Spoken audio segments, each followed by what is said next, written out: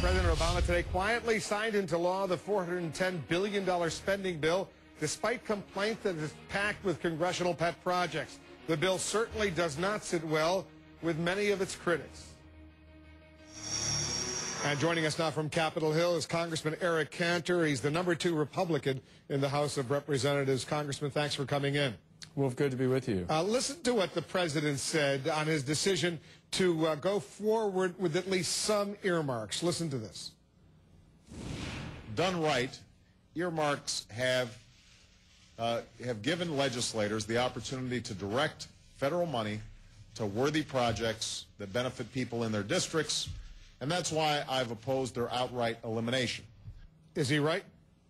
Well, listen, Wolf, basically we start with the premise that if someone makes a promise, the American people expect delivery on that promise. And this president campaigned on the notion that he would come to Washington and change the way this town does business. So I believe that this president, in his sincerity that he wants to clean up the process, is something that we should do. Now, whether we can accomplish that, whether he can impose that will on this Congress is yet to be seen. Because clearly there is entirely too much spending and entirely too much waste that's going on. As you know, Are all earmarks, Congressman, a waste of money? No. I mean, I think that with the constitutional obligation of a Congress to oversee the spending and expenditure of taxpayer dollars, there is a role for Congress to play. The problem is the system is broken. There is no vetting process that we can point to that is transparent, that can demonstrate to the taxpayers that we're spending their money. He says he's trying to clean up that process, and that's why he's looking for this middle ground. Some earmarks are good, transparent, honorable projects. The ones that aren't good, he wants to eliminate. Well, we in the House, I think, ought to be adopting a moratorium right now to clean up the process. Then we can go about spending the taxpayer dollars in a much more meritorious, much more efficient way. But the system is so broken at this point, we need to take a step back, take a deep breath, do what families and small businesses are doing across this country, tighten the belt, and understand that any expenditure has to be done right. Because listen to Congressman Peter King, Republican of New York. I spoke to him the other day. He strongly defends earmarks. Listen to this. I believe that responsible earmarks are an absolutely essential part of my job as a member of Congress, because if I don't earmark for my district, some faceless bureaucrat in the administration, and a Democratic administration, is going to be deciding how money is spent in the 3rd Congressional District. What do you say to that? Listen, we're in extraordinary times right now. You know, the amount of spending in Washington is overwhelming. Between the stimulus bill and the spending bill that just passed the Senate yesterday, it's $1.2 trillion. Wolf, that amounts to $24 billion a day, $1 billion an hour. That is coupled with the severity of the economic situation.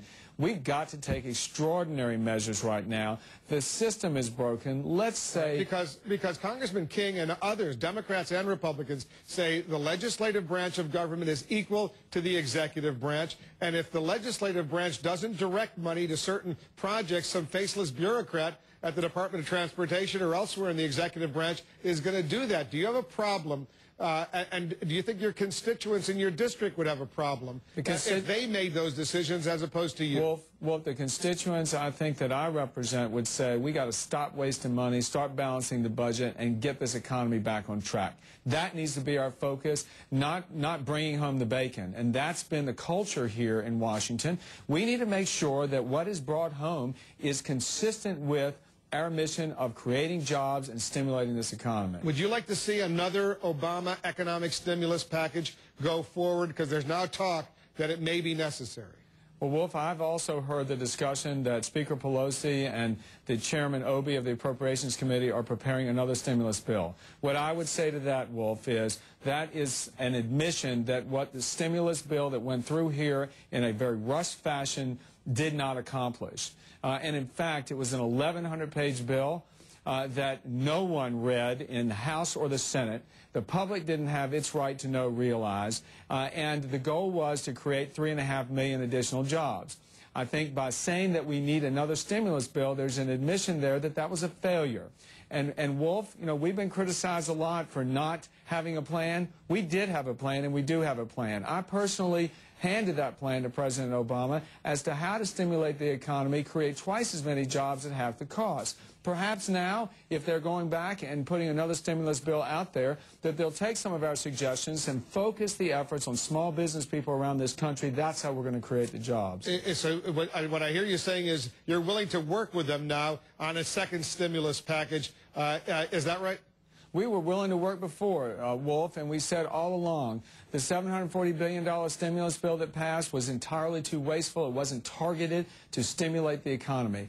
If we're going to be about preserving, protecting, and creating jobs, we need to focus where the jobs are. That's in small businesses. Let's help the entrepreneurs, the self-employed, and the small businesses get back into the game so that they can create jobs for our communities. Congressman Cantor, thanks for coming in. Wolf, thank you.